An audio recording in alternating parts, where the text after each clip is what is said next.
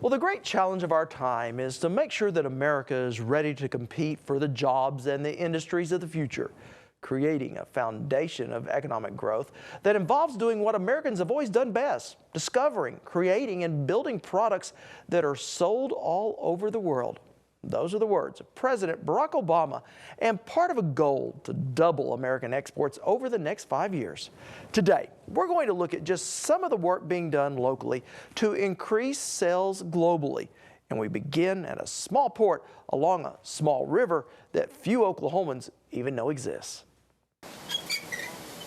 The harvest may be over, but the work's not yet done for Oklahoma wheat grower Don Schieber. Schieber's semi-load of wheat is heading overseas, a journey that begins here at Oklahoma's Port 33. They set a record a year ago, 395 loads of wheat in one day. That's a lot of grain in one day. More than half of the wheat grown in the state is exported abroad, made easier by this waterway that connects everyone from farmers like Schieber to an array of Oklahoma companies to export markets all around the globe.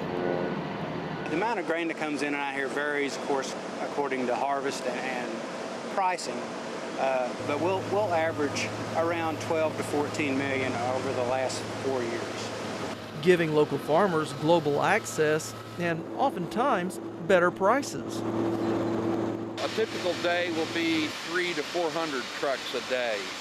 We picked a couple years ago about 2 million tons per year, and you figure that out by 25 tons per truckload coming in. You got to handle a lot of trucks. Right now we'll be running probably, I'd say about 400 trucks a day.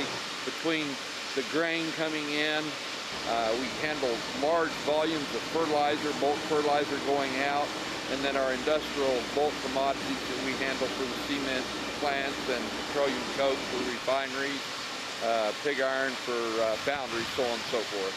Pretty much a pipeline for Oklahoma agriculture to the rest of the world. You know, it's funny you should say that, Rob, because the McClellan-Kerr, Arkansas River is about 50% of the tonnage on the river, maybe 60% is all due to ag commodities. The largest product shipped is grain going down the river system and fertilizer coming up.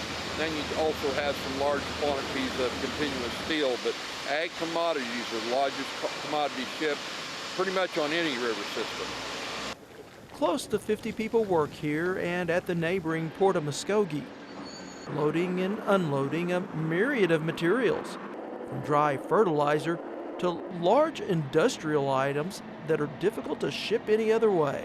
Now, while grain does remain the major commodity that's shipped out of Port 33, come the end of harvest time, the port is far from shut down. In fact, a variety of items come out of Port 33 on that 1,000-mile, 2-week journey to the Port of New Orleans. For the captain and crew aboard this tow, life on the river does go by at a bit slower pace. What they don't have in speed, though, they make up in bulk. Nearly 11.7 million tons of goods with a value of over $2.3 billion were shipped last year along this navigational system. This is a great tool to keep this low-cost transportation active for this state and the surrounding states. Fred Taylor is the vice president of Johnson's Port 33 and says when it comes to moving any number of bulk materials, there's no better way than river barge. You know, this facility handles a tremendous amount of grain that seeks its way to New Orleans for export as well as domestic mills within the United States.